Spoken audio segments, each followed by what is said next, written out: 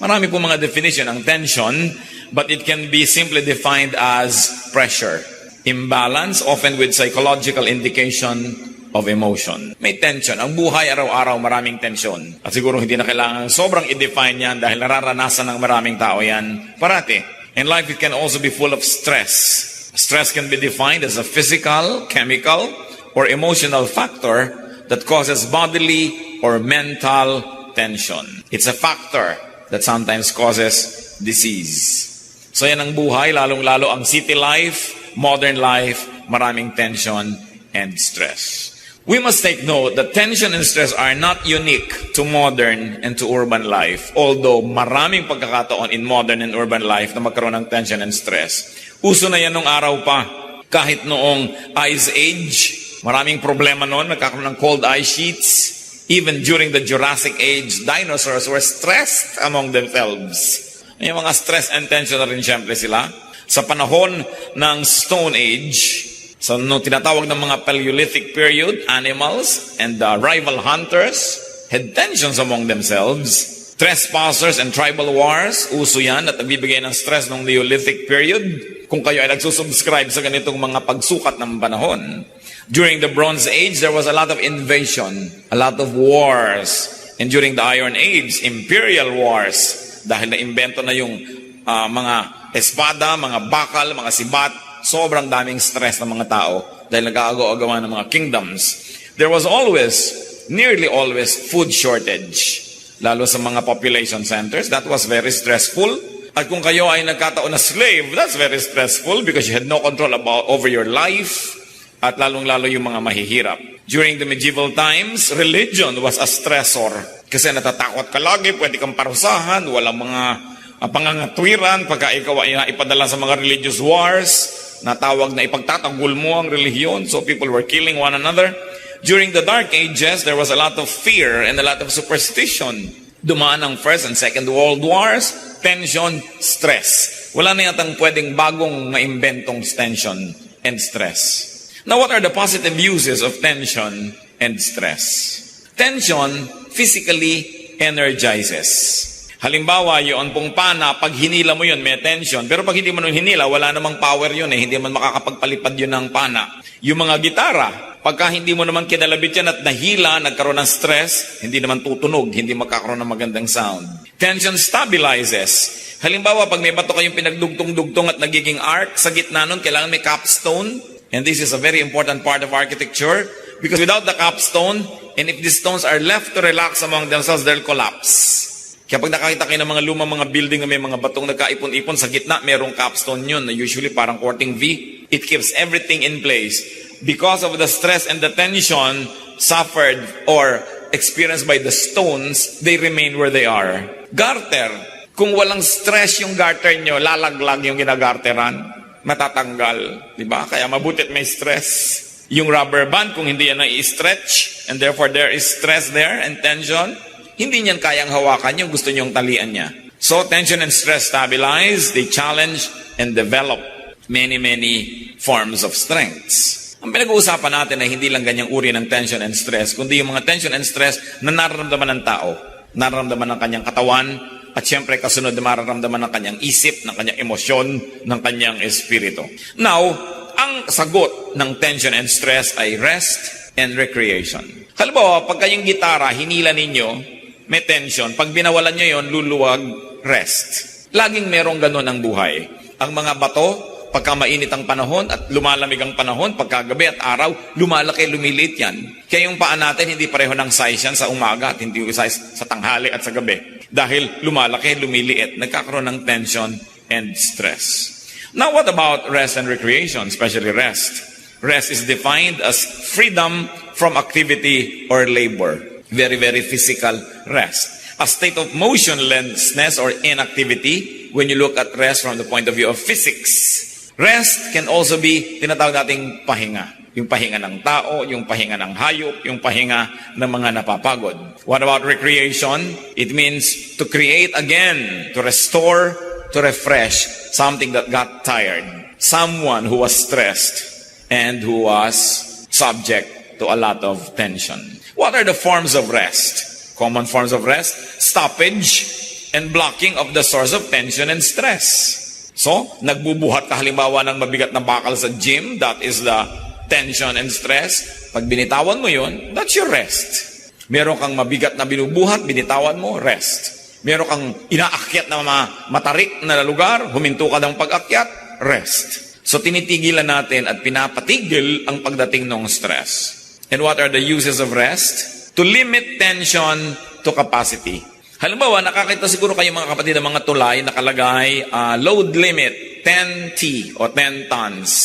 So kailangan hindi ka lalampas pag 11 o 12 tons, maring gumuho yun at mahulog ka. So nagre-rest ang isang bagay, ang isang tao, ang isang gumagawa para igalang yung capacity.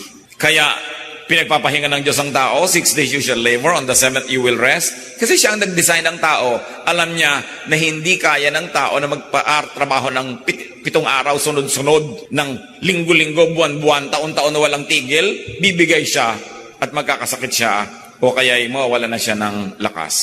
Kaya pag nagugutom ka na ay kakain ka na, inaanto ka ay matutulog ka, season yan. Magkasagot talaga, magkatumbas. So sa mga tulay, may mga load limit. Ang electrical appliance, may voltage regulation yan. Pagka 110 yan, hindi pwede isaksak sa 220, sasabog, mag-aapoy, masisira. Pati mga ilaw, kung 10 volts yan, hindi mo pwedeng lagyan ng sobrang daming kuryente dahil baka siya ay sumabog. Medicine, you have to take it in the right dosage. Because taken beyond the required dosage, it will become poisonous.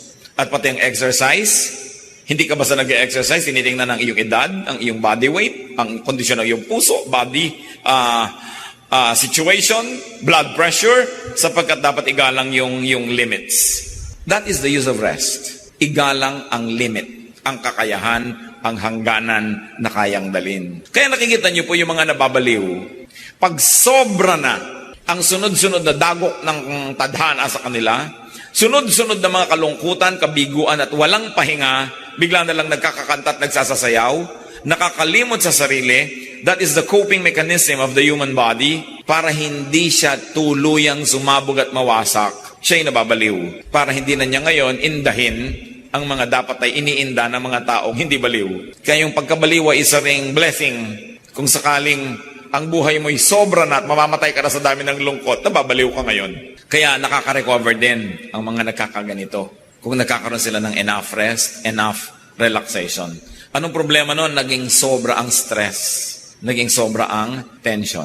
Nakita niyo po't pagka kayo pagod na pagod at tapos merong maliit lang na bagay na nanggugulo sa inyo, nag o kaya sisi ng sisi o tanong ng tanong, naaaway nyo na samantalang kung yun ay ginawa sa isang panahon kayo nakapahinga, hindi naman nyo mamasamain, kakayanin nyo yun.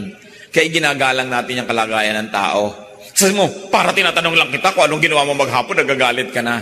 Hindi naman yung tanong kundi kailan itinanong, paano itinanong, anong kondisyon nung tinatanong. So, rest to replenish strength, to replenish capacity. Pero meron pong mas malalim na gamit ang pahinga. At pinag-uusapan na natin ngayon, pahinga ng tao. Pahinga ng kanyang katawan, pahinga ng kanyang isip, pahinga ng kanyang buong pagkatao. The deeper use of rest is to review and reflect on the relationship between tension and capacity in choices to make. In other words, pagka po tayo nagpapahinga, hindi lang tayo dapat nagpapatanggal ng pagod at nag-iipon uli ng lakas. Tapos, papasok na naman tayo dun sa dating giyera ng buhay natin, sa dati nating ginagawa. Tuwing nagpapahinga tayo, iniisip natin, ano ba ang pumagod sa akin? Bakit ako napagod? Paano ako napagod? At paano ko iiwasan na mapagod muli ng ganito? In other words, you come out of every rest period wiser. Hindi yung lumakas ka lang, lundag ka na naman, pasok ka na naman dun sa gulo na pinagpahingahan mo lang pala, tapos babalikan mo lang ng gano'n na gano'n. Rest in order to recreate. Kaya, rest and recreation yan. Nabubuo muli sa atin yung mga nasira at binibigyan natin ng mga bagong kahulugan, mga bagong hugis, bagong anyo, bagong tunog ang ating buhay. So that you come out of your rest period a better person, a wiser person, that you will not get into the same battles again, but now you will know how to choose your battles. Kaya yung pong nagpapahinga, nakipag-away kayo, napagod kayo, nagpahinga kayo, mag-iisip kayo uli. Itutuloy ko pa ba itong away na to? Is it worth it? At kung naisip nyo na hindi na dapat, hindi na kayo babalik na sa away kahit lumakas na ang inyong katawan uli. Hindi ko tulad ng boxing, ping! away uli kayo, pahinga, tapos ting, away uli kayo kasi hindi mo naman iniisip kung babalikan ko ba yung kaaway ko na to o hindi. In other words, talagang rest lang yon, walang recreation yon. Pero yung napagod ka na sa pakikitungo sa iyong asawa, lumayas ka ngayon na 3 araw, nagpahinga ka ng konti, iniisip mo rin, aawayin ko pa ba siya sa mga dating pinag-aawayan namin? Susukatin ko pa rin ba siya mga dating sukatan? Gagalitin ko pa rin ba ang sarili ko na hindi niya na ilalagay yung medyas sa lalagyan ng marumi? Iniiwan yung mga tuwalya, bimpo, parang sundan mo siya, ang dami niyang kalat. Nakakapagod na to. Hindi ko na nga siya aawayin tungkol doon. Yun ang recreation.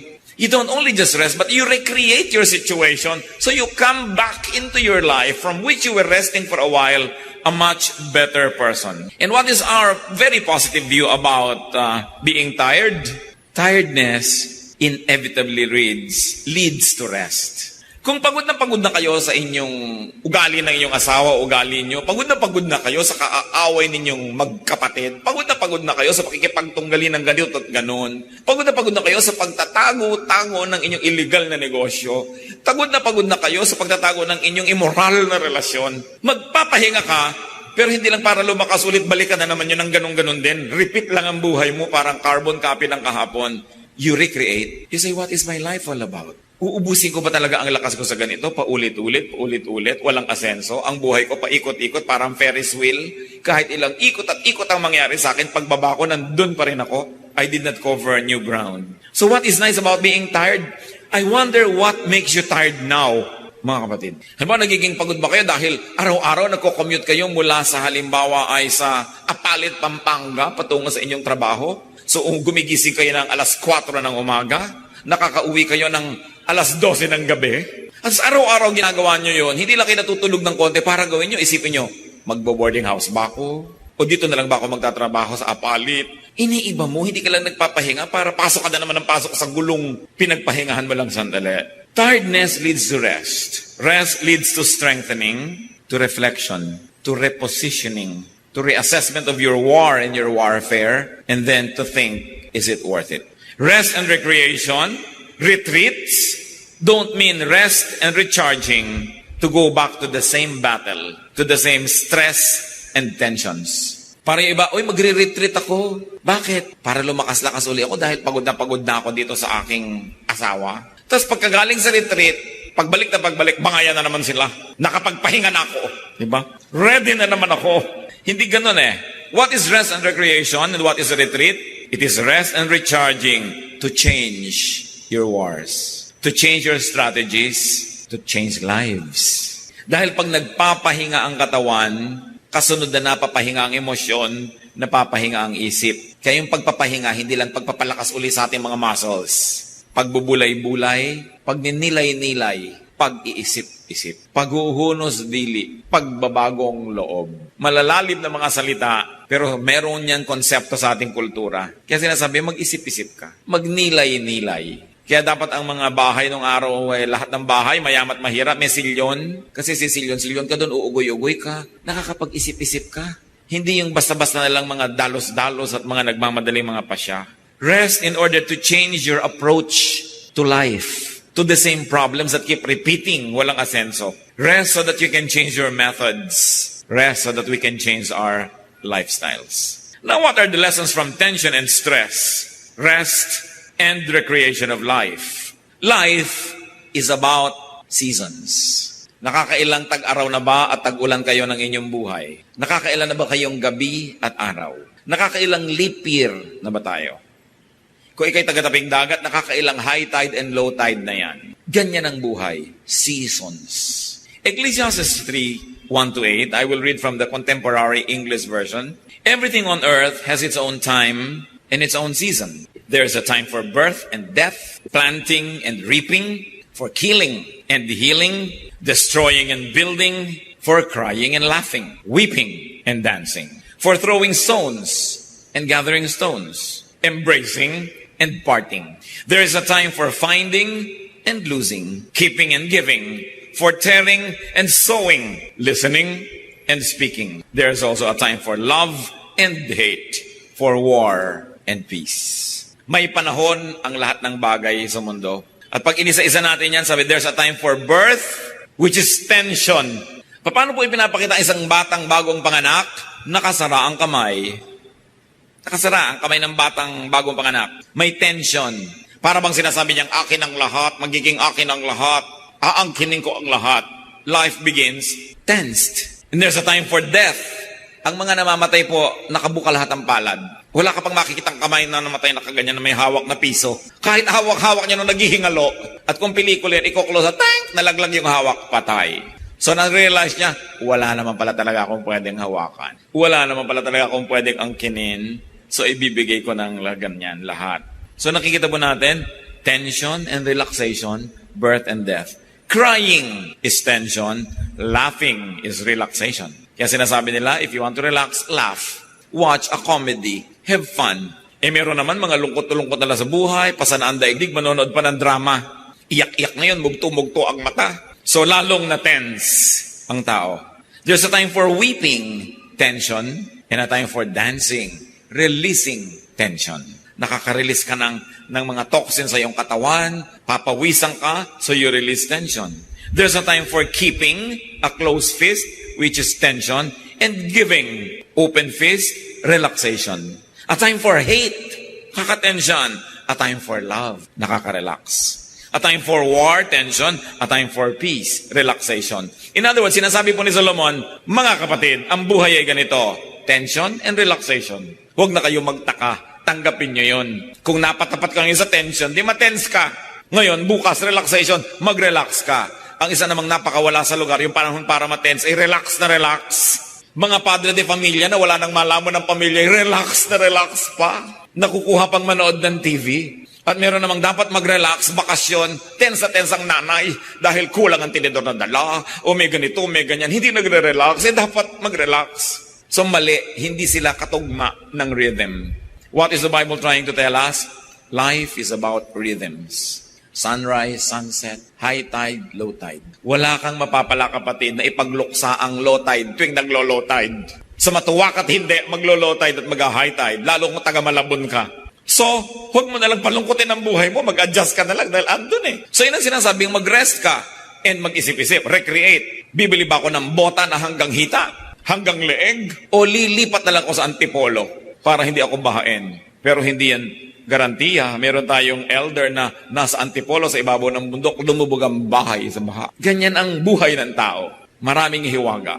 But life is about seasons of alternating rhythms and waves of tension and relaxation. Parang gitara na tense, nagre-relax, lumalabas ang musika. Jeremiah 8:7, even the stork in the sky knows her appointed seasons, and the dove, the swift, and the thrush observe the time of their migration. May oras kung kailan ang mga ibon ay lumilipad patungo sa hilaga at merong oras para sila lumipad patungo sa kabilang direksyon. Alam nila kung saan sila pupunta. Alam ng mga salmon kung kailan sila babalik sa mga ilog na pinagsilangan sa kanila.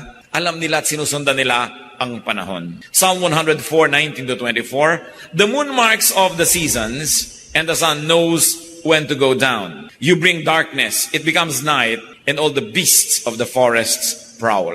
The lions roar for their prey and seek their food from God. The sun rises and they steal away. They return and lie down in their dens. Then man goes out to his work, to his labor, until evening. Ano pong observation dito? Pati daw ang mga buwan ay laging nasa panahon. Alam nila kung kailan sisikat, kailan lulubog. Pati ang mga paputok, alam nila kung kailan sila puputok at hindi. Diba? So nakikita natin na may panahon ang lahat. May schedule yan. Pagka daw gumabi na, lahat ng mga mababangis na hayop ay naglalabasan na sa kanilang pinagtataguan upang maghanap ng makakain. So ano dapat ang ginagawa ng tao sa gabi? Nakaligpit sa bahay niya para hindi siya maging pagkain. At kaya maraming nakakain, wala sila sa oras, wala sila sa lugar. Kaya sabi, pag sumikat na uli ang araw, liligpit na yung mga hayop, yung mga tao naman nagtatrabaho sa bukid, sila naman ang gagawa ng paraan, may panapanahon. Ngayon, nasa maling lugar ka, swimming ka ng swimming sa isang lugar na maraming buhaya, talaga magiging merienda ka dyan. Lumagawa ka ng bagay na wala sa panahon, wala sa lugar. Alam nyo mga kapatid, napakalaking bagay. Ito lang ang mamaster natin. Ito lang sa buhay, hindi ka na siguro magiging pinakamalungkot na tao sa balat ng lupa. Parang hindi ka magiging pinakamasaya, pero hindi ka magiging pinakamalungkot. At yun ay, matuto lang tayong lumagay sa oras at sa lugar. Masipag ka nga, nagsiserve ka nga sa church, wala ka naman sa lugar sa pagsiserve, wala ka naman sa lugar sa organisasyon, mali pa rin.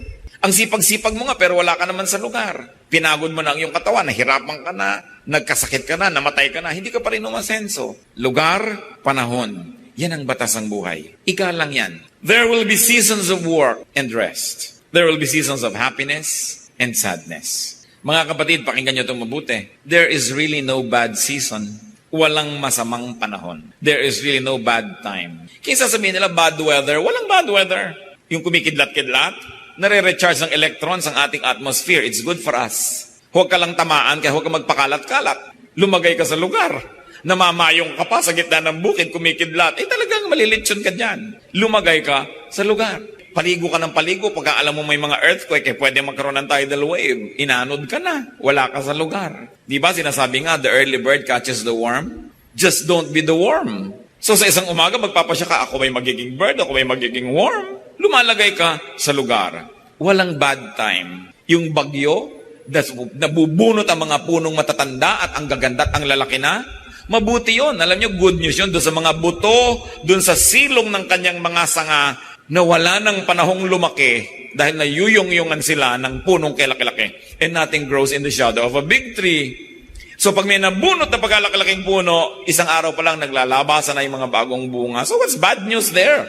Hindi dapat pinepersonal. Ang tinitingnan mo, yung buong planeta, yung buong mundo, it is good. Storms, earthquakes, lumulubog ang mga kontinent, meron namang mga bagong lumulutang. Huwag ka lang doon sa lumulubog na katungtong. Kaya napakahalaga yung timing Nasaan ka ba? Napaka-importante yan. Alam niyo sabi ng Ecclesiastes 7:14? When times are good, be happy. When times are bad, consider God has made the one as well as the other. Ang ibig sabihin ni Solomon, hindi yan bad. Dahil walang ginagawang bad ang Diyos. Sabi niyo, ay bad naman, namatay ang mahal ko sa buhay. Pero lalo namang masamang di na yan mamatay kahit kailan. 300 years old na, buhay pa. So, napepersonal lang kasi natin. Pero natural ang tao ay mamamatay. Di nagsiksika na tayong lahat dito kung walang namamatay. Kung lahat ng dalangin ng tao, Diyos ko po, huwag mo pong kukuhanin itong pabuhayin mo siya. Pag pinakinggan ng Diyos, lahat yung panalangin nila, hindi nagsiksikan tayo, mamamatay din tayo sa food shortage, mamamatay din tayo sa dami ng mga diseases. So, hindi yan bad. Kaya lang, pag may patay naman, sabihin, ay good, namatay na siya. Pero alam niyo, ganyan talagang buhay. So, paano natin i-apply yun? Nangyari sa ating buhay, malungkot tayo, pero huwag sobrang malungkot dahil gano'n talagang buhay Sabi ng Bible, a time to be born and a time to die. Alam niyo yung good news, if somebody died, ibig sabihin that somebody was born. So, yun ang good news, laging may kakambal. Ang dilim may kakambal na liwanag, ang gabi may araw, ang pagkapanganak may kamatayan, kambal-kambal yan. Hindi pwedeng kalahati lang.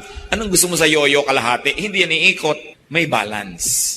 Huwag nating sobrang pepersonalin ang mga nangyayari. Lalo't yan ay batas ng kalikasan, lalo't yan ay batas ng buhay. So how can you relax in spite of the tension? Just go with the season. Swim with the current. Flow with time. And I don't mean morally, Hindi ibig sabihin sumunod ka sa agos ng immoralidad. Hindi yun ang pinag-uusapan. Yung agos ng panahon. Tag-init ngayon, di mag-enjoy ka ng mga nagagawa kung tag-init. Huwag ka magreklamo ng magreklamong tag-init. Kasi pag taglamig naman, nagre-reklamo ka rin taglamig. Pag nasa Amerika ka, sabi mo, ay naku, mabuti pa sa Pilipinas, ganito, ganon. Pag nasa Pilipinas ka, naku, mabuti pa sa Amerika. Kahit saan ka ilagay, mali. Make every place that you set your foot on home. Kung anong pagkain nakaharap mo, enjoyin mo. Huwag mo sabihin, ay masarap pa yung nilaga namin sa bahay. Wala ka sa bahay mo, ito yung nilaga ng biyanan mo. So, masarapan ka na kasi kakainin mo rin naman Mag-adjust. May mga bagay tayong hindi naman nababago. At hindi naman dapat makipagyera tayo para baguhin pa. Samantalang mas madali kung lululunin mo na lang. And I don't mean morality and immorality. Let me be emphatic. Kasi siyempre, in areas of morality, naninindigan tayo. Pero konting-konting gyera sa buhay, ang karapat dapat ipaglaban. Marami, hayaan mo lang. Lilipas din yan. Get on with life. Get the most out of life. Give the most that you can give. And when it's time to die, die. Huwag gumawa ng mga pagsisisihan. At kung nagawa na, huwag nang pagsisihat na tapos na, baguhin na lang next time. At kung sasabihin nga natin, may nangyayari, charge it to the calendar. Sabihin mo, well, it's time to mourn. Wala tayong pera ngayon, mga anak, it's time to go simple. Kung marami tayo ngayong pera, well, it's time to enjoy it and share with others and thank God. Ang dami nating trabaho, well, it's time to work, walang matutulog. O wala tayo ngayong gagawin, it's time to sleep, long sleeps. Kung ano ang pinapayagan, Anong ipinagagawa ng pagkakataon, huwag nang makipagtunggali dyan. Charge it to the calendar, charge it to time, and get on with life. Another lesson, of course, is to face, handle, manage, direct, and control your tension and stress. Bagamat, may mga tensions and stress na hindi natin maiiwasang dumapo sa ating buhay, pwede naman nating i-manage. Pwede nating bawasan ang damage. Pwede nating pakontiin ang kanyang bigat kung meron lang tayong technique. Alam nyo, pati weightlifting, kung may technique ka, kaya mong buhatin yung pagkabigat-bigat ng mga bakal, meron ka lang dapat technique. Sa mga dancers, sa ballet halimbawa, yung kahit maliliit yung lalaki, kaya niyang buhatin yung babaeng ganun. Kung meron silang technique, how to do it. Most of the time, it's your technique that makes or breaks you.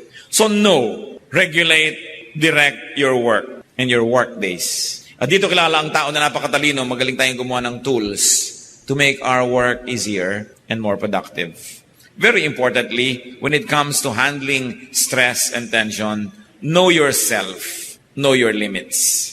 Kung tayo po mga kapatid ay hindi nagpapanggap, hindi natin pinapapel ang di natin papel, hindi tayo lumalagay sa hindi naman natin lugar, there is a lot of more relaxation. Pinang-aagaw ka ng pwesto ng may pwesto, lugar ng may lugar, pinipilit mong to stand taller than what you really are, you try to project what you are not, mahirap yon. Mahirap yung nagpapanggap, mahirap yung nagme-maintain ng isang kasinungalingan, mahirap yung may itinatagong lihim, mahirap na pinupuno natin ang sarili natin ng stress, pwede naman wala. Nagpapanggap kang mapera at mayaman, yung pala'y wala, di sa umpisa pa lang sabihin, wala akong pera, di wala ka nga yung i-maintain na image. Napakahirap yung nabubuhay sa isang kasinungalingan. Kaya para tayong mag-relax, first is to know yourself, accept yourself, learn to love yourself, and by God's grace, continue to improve yourself so that you can love others also. Then, that's what life is all about. Kaya mahalaga na kung ano yung iyong talent, doon ka humanap ng trabaho o career. Kasi ang hirap ng sinusumpa mo araw-araw ang pagtatrabaho mo dahil hindi mo naman na-enjoy.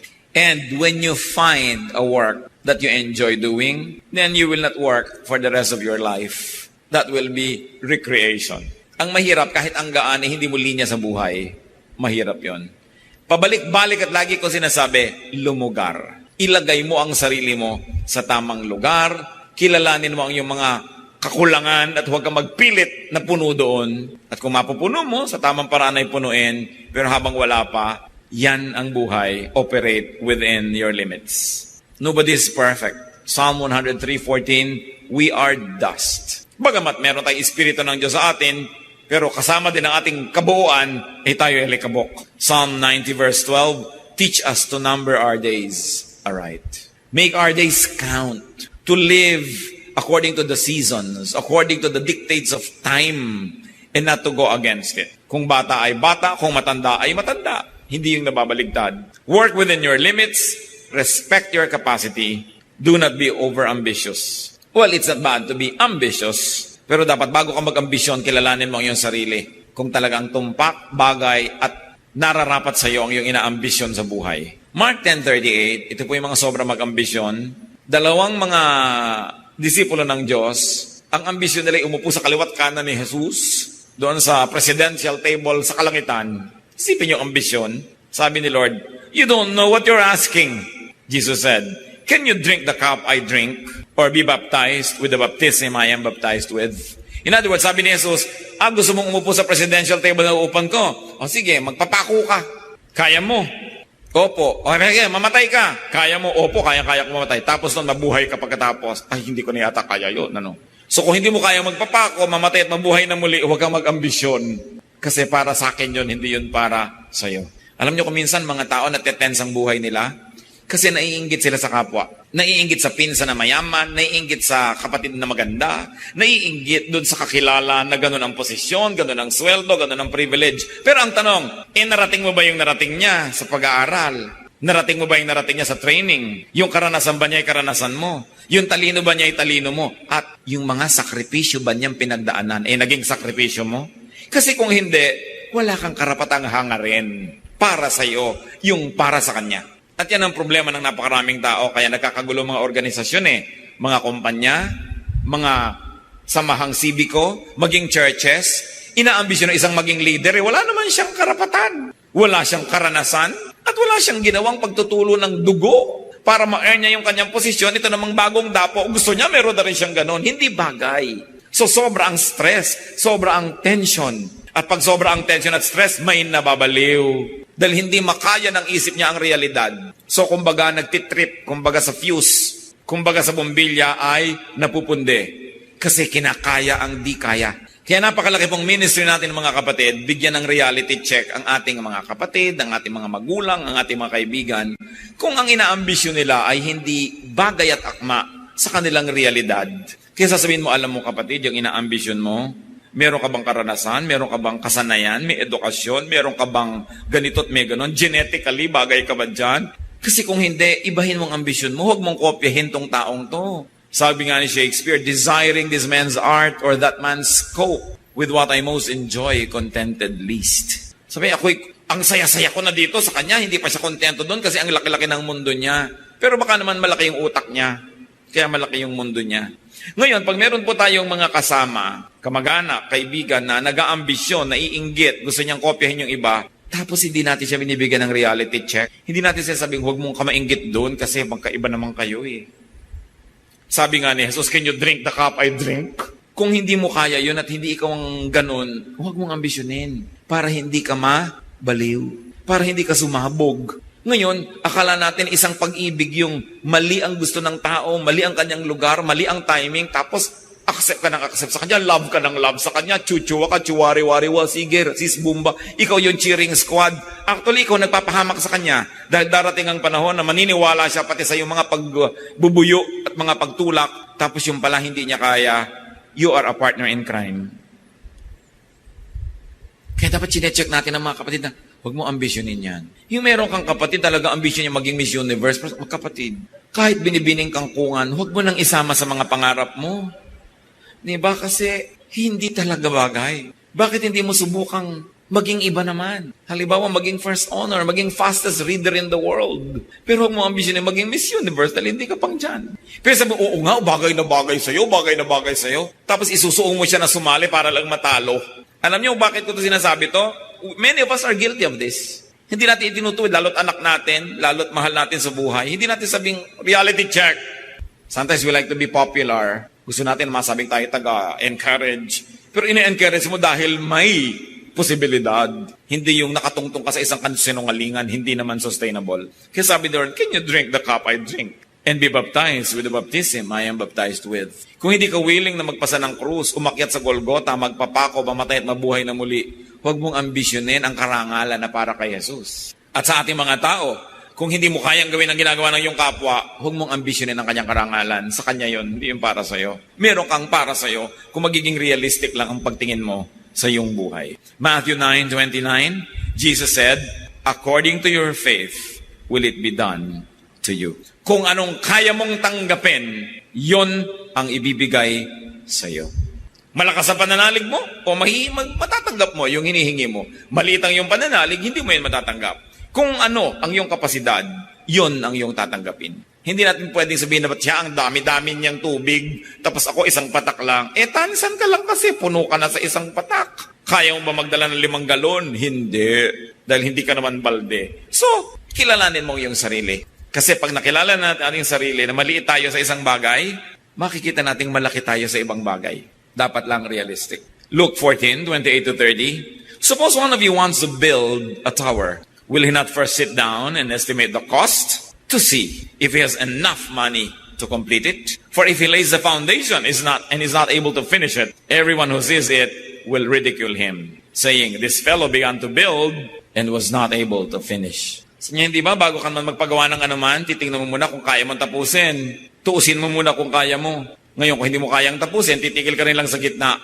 Huwag mo nang simulan. O kaya ang simulan mo, isang mas maliit na building na kaya mong tapusin. Kasi hindi mo rin lang matatapos, mapapahiya ka lang. Madadagdagan ang iyong tension at ang iyong stress. At mga kapatid, isa sa mga pinakamalalaking nagbibigay ng tension and stress sa buhay, yung kumakagat ng hindi kayang ma-afford. Naguhulog ng hindi kayang hulugan. Nangangako ng hindi kayang tuparin.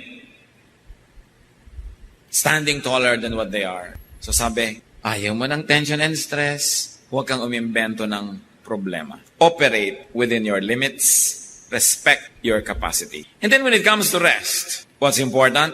Have well-timed and well-spaced rest. May kasabihan po ang mga matatanda nung araw na maraming karetela, therefore maraming kabayo, at ang kinakain ng kabayo ay damo. Maraming mga kabayo dahil tinitipid ng mga kotsero, hindi pinapakaing mabuti, nagkakasakit, naghihingalo, tapos pagka naghihingalo na tsaka dadala na maraming sakate o yung damo, hindi na makain ng kabayo. Kaya sabi ng matatanda, aanhin pa ang damo kung patay na ang kabayo. Tanong ko sa inyo mga kapatid na laging pagod, kailan pa kayo magpapahinga sa loob ng kabaong? Kailan ka pa magpapahinga kung patay ka na?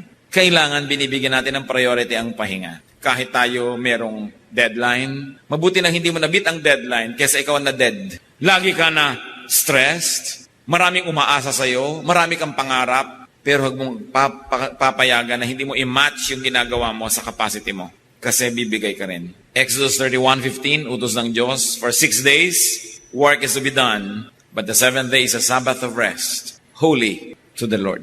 Huwag niyong kakalimutan magpahinga.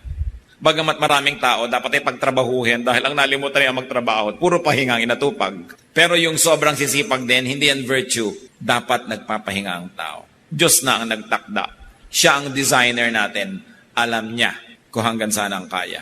Kaya pati nga po ang mga disipulo ng Panginoong Jesus, sila ay napakaraming pinapagaling, pinapayuhan, ipinapanalangin. Pero sa dami ng taong hindi tumitigil ang pagdating, parang agos ng tubig ang dating nila, niyaya ng Panginoon ang kanyang mga disciples na iwan ang mga pasyente at gutom at magsarili sila sa isang tahimik na lugar para magpahinga. Mark 6:31, come with me by yourselves to a quiet place and get some rest. Yan ang sinabi ng Panginoon. So hindi ko mo kayo ay nasa ministry, naglilingkod sa Diyos, nasa mission, ay di na kayo magpapahinga.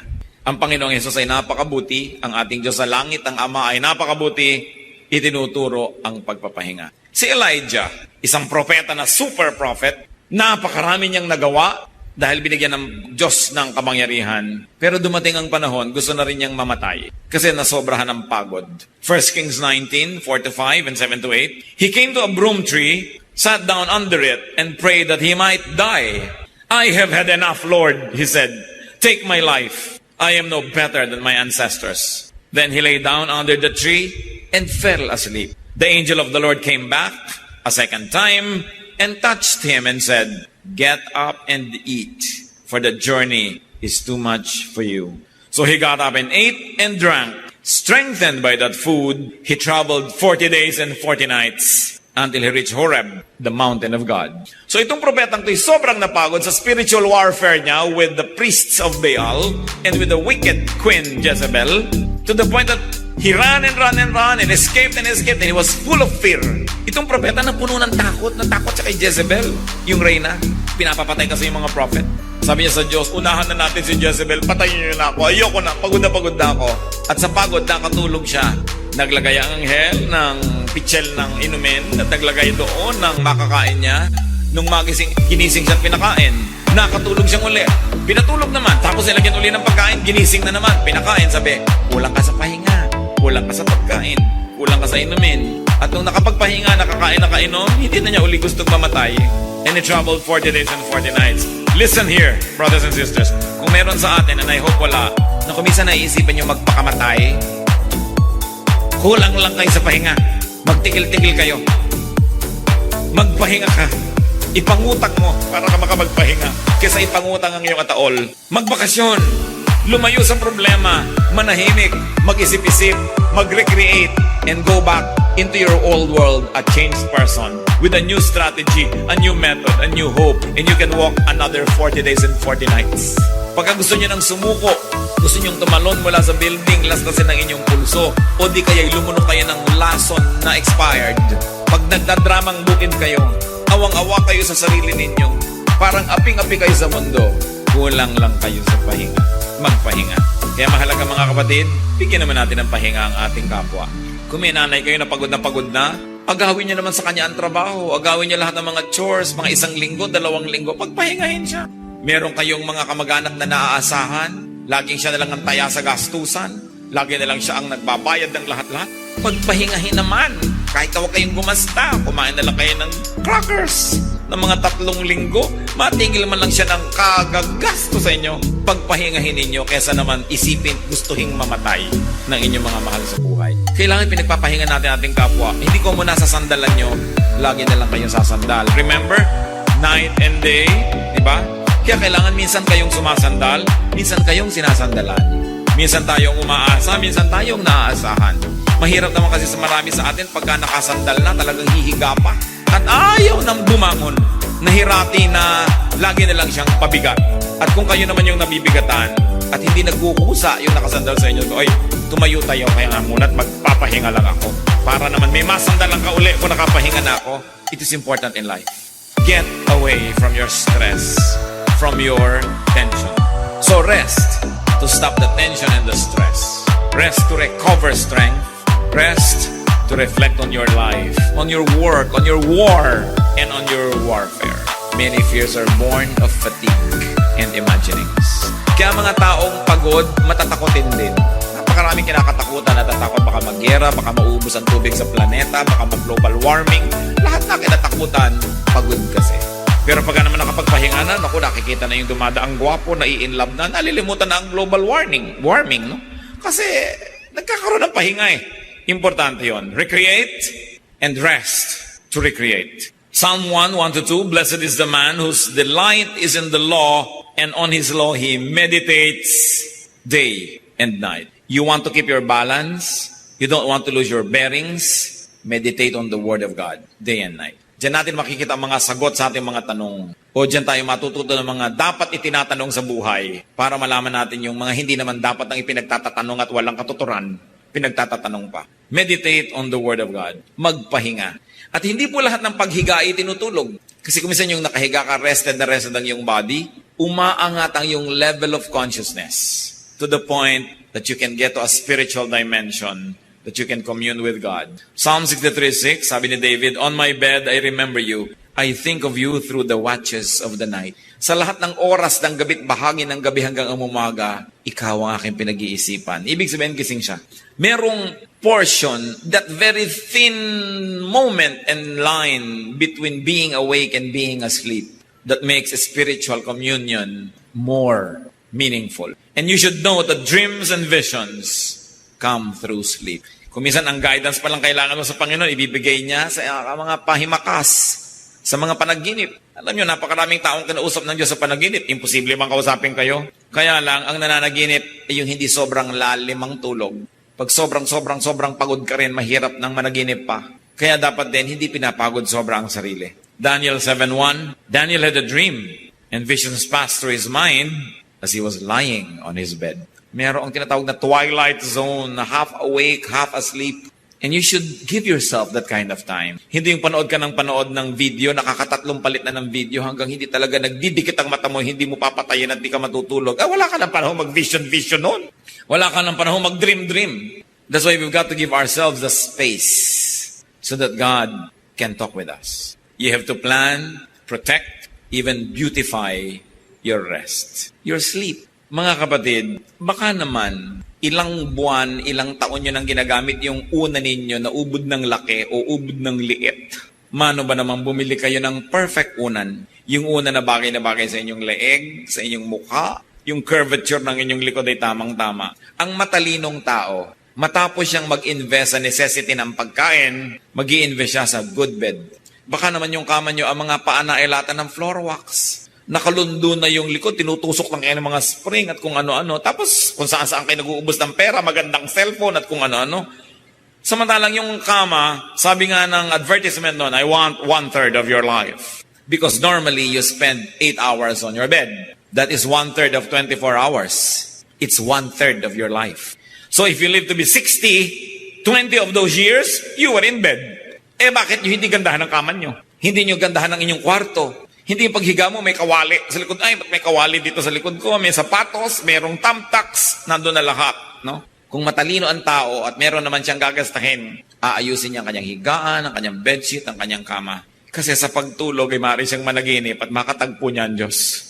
Napakahalaga ng tulog. Hindi yan, alam nyo, mag-asawa, o kaya may mga anak kayo, dapat wala kayong TV sa kwarto. Kasi gusto mo nang matulog, nanonood pa yung asawa mo. Inis na inis ka. O kaya, hindi ka naiinis dahil nanonood pa siya dahil gusto mo na siyang makatabi. Panood pa ng panood. Kaya dabog at dabog nang inabot mo hanggang nag-umaga na, ayaw mo tayo magsaing. Dahil ang inatupag TV. Alisin nyo sa kwarto yan. Hindi yan magandang habit. Dapat pagpasok nyo sa kwarto, matutulog kayo o magkukwentuhan hanggang antukin at magpahinga. Subukin nyo. Ginagaya nyo kasi mga Amerikano may TV sa kwarto. Kaya ang laki ng diborsyo dyan eh. Dapat nasa ibang lugar yan. Huwag gayahin pati ang mga kapintasan na ibang lahi. So, for those who are ready, and those who really work, rest is not a luxury, it is a necessity. Don't feel guilty for resting. Don't feel guilty for having vacations. You need it para hindi kayo mabaliw sa nakakabaliw na mundong ito. Kailangan natin yan.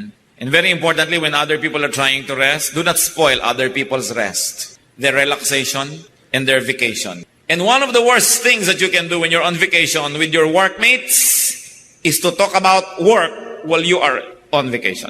Pag magbabakasyon kayo magkakasama sa trabaho, mayroong rule. Walang magbabanggit ng opisina, ng trabaho, o ng anything. Kasi pumupunta ka nga doon para lumimot. Tapos yun na naman ang pag-uusap-usapan nyo.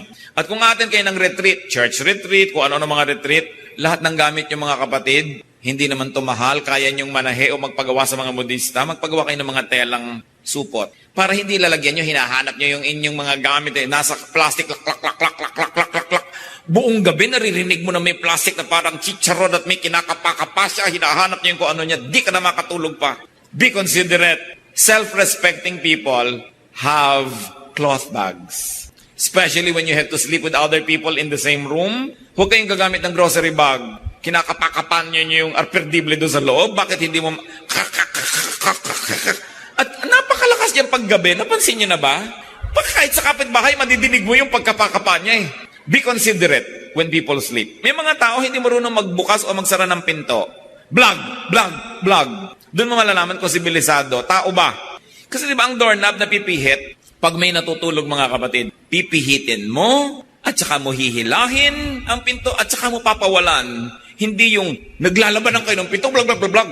Pag isasara mo ang pinto, hindi mo itutulak dahil blag, di ba? Pipihitin mo para lumubog yung pansara, itutulak mo si pinto at dahan-dahan mong ipipihitin ulit para sumara kung tao ka. Kung may pagpapahalaga ka sa tulog ng iba, meron namang mga may kotse, may sasakyan halimbawa, sikip ang mga kapitbahaya, nakatira sa di masalang, tapos umagang-umaga, tinatawag yung asawa, nagising na ang lahat.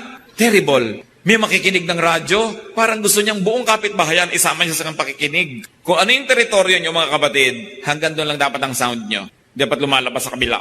Napakalaking salot yung karaoke sa buhay, ano? Lalo't hindi ikaw ang kumakanta. Dahil peste ka. Puro naman my way, wala nang ibang kanta. Nakakainis na. So anong importante? Respect people. Therefore, you have to respect their ears, their silence, their rest. Kaya hindi ba marami sa mga karaoke nagsasaksakan, nagbabarilan, nagkakamatayan, kasi nadidisturb sila eh. You get agitated. So do not spoil other people's rest. Huwag kayong text ng text sa mga tao, lalo't nagbabakasyon. Huwag tayong tawag ng tawag. Bago kayo tatawag, yung cellphone na yan, napakalaki talaga niya na rudeness. Maliban na lang, sobrang close kayo sa isang tao, at kahit mga close kayo, kung siya'y nagtatrabaho, may mga kaopisina, text before you call. Don't just call. You don't know if the person is ready to receive a call. Sabi mo, may I call? Is it a good time to call? Hindi call na lang kayo ng call kahit anong oras kung available kayo. Importante, iginagalang natin ang pahinga ng iba. Kahit hindi sila natutulog, yung pahinga ng kanilang isip. Meron kayong sasabihin sa asawa nyo, nasira ang pinto natin, pwede naman maghintay pagdating niya. Ba't kailangan sabihin nyo pa ng umaga-umaga pa lang sa kanyang? Wala pa naman siya magagawa. May mga bagay na dinedelay. Lalong-lalo ang asawa nyo nagtatrabaho abroad. May lagnat ang anak natin, dear. Kung hanggat hindi mo talaga nanganganib na kailangan mo sabihin, mamamanage mo naman, makakatulong pa ba na guluhin mo siya para sabihin ng ganong bagay? Sa kadalasan kasi gusto nating gumaan ng ating pakiramdam, ibubunto natin ng bigat sa kapwa. So kailangan nabibigat ang kadalin mo kaysa ipasa mo sa iba na hindi naman makakatulong sila, wala silang magagawa. Anong mapapala mo na guluhin pati sila? Rest. Allow people to rest. Ang sabi ni Lord sa Matthew 11:28, "Come to me, all you who are weary and burdened, and I'll give you rest." So life is TNS. It is really tension and stress, but it is also R&R. Rest and recreation. Dapat hindi stress only at hindi rin rest only. Balance. A man must break his back to earn his day of pleasure. Sabi nga na isang song. So earn your rest by working. Hindi puro rest lang ang buhay. Ano po kaya ang tension nyo ngayon mga kapatid? Ano ba ang inyong stress? Ang dalangin ko sa ating pag-aaral ay nilaro-laro na ng Espiritu ito ng Diyos ang inyong isip para ipakita kung meron tayong needless stress na dapat alisin. Makita natin kung paano haharapin ang isang stress at paano tatanggapin ang mga hindi napapalitan sa buhay so that you won't be needlessly stressed. Aming Diyos, nagpapasalamat kami dahil kayo'y mabait, mabuti, gusto nyo kami magpahinga. At walang bad time, kasi kayo ang nagagawa ng time. Walang bad weather. Ituro mo sa amin, Panginoon, ang ganitong pananaw.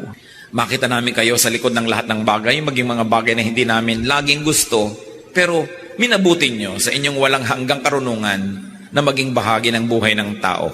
At dahil minabutin nyo, ito ay mabuti. Turuan nyo kaming tanggapin ang hindi namin kayang baguhin ang mga pwedeng baguhin, at turuan mo kayong paano babaguhin sa tamang paraan ang mga pwede at dapat baguhin. Ipakita mo sa amin ang style namin, methods na nagdadagdag ng stress sa aming buhay. Teach us to improve. Ituro mo rin sa amin kung paano kami nagpapabigat sa kapwa at kung paano namin mapapagaan ang dala ng mga nagmamahal sa amin na napakarami ng dinadala sa buhay. Salamat na lang nandiyan kayo, O Diyos. Maaari namin kayong hingahan. Maaari pa nga namin ibigay sa inyong mga kabigatan namin because you, O Lord Jesus, said that we should give our burdens to you. Ito, Panginoon, ang ituro nyo sa amin how to give our burdens to you. Paano kami magtitiwala habang kami na may gumagawa ng kaya namin gawin? Paano kami hihingi ng pagpapala sa inyo habang sinisikap naman namin kuhanin yung binigyan nyo kami ng natural na kakayahan para kuhanin? Give us wisdom. Magbulay-bulay tayo mga kapatid sa ilang saglit ng pagtungo sa presensya ng Diyos. Isipin nyo ang inyong mga stress and tensions. At isipin nyo, karapat-dapat ba na problemahin nyo yan? O hindi naman? At kung karapat-dapat, itanong natin sa Diyos ang pinakamabisang paraan ng pagharap sa mga bagay na yan. At sa kabila ng lahat, sa kabila ng kuminsan na hirap, sa kabila ng napakaraming dapat gawin, humingi tayo ng karunungan sa Diyos kung paano ipaglalaban yung pangangailangan na magpahinga. Sa inyo na mga hindi makatulog kahit nakahiga, dalangin ko ay pagpalain kayo ng Diyos na kung kailangan yung matulog ay makatulog kayo. Para kung kailangan kayo gising, ay gising naman kayo. Ipanalangin nyo ang inyong mga sarili kung kayo hindi mapagkatulog, kulang ang tulog, mababaw, ang pahinga ay hindi sapat. O kaya naman ipanalangin nyo ang inyong mga mahal sa buhay na alam nyo kulang talaga sa pahinga. Let's be alone with God. Let the Holy Spirit of God give us an agenda as to what to pray for. Huwag nating basta sayangin at palampasin ang pagtuturong ito sapagkat mahalaga sa ating lahat. Ama namin sa langit, Espiritong Banal, humihingi kami ng karunungan na matuto. Magkaroon ng mga practical na mga gagawin to face our tensions and stresses so that we can have more meaningful rest and recreation. Magbulay-bulay tayo mga kapatid. Be alone with God and be blessed.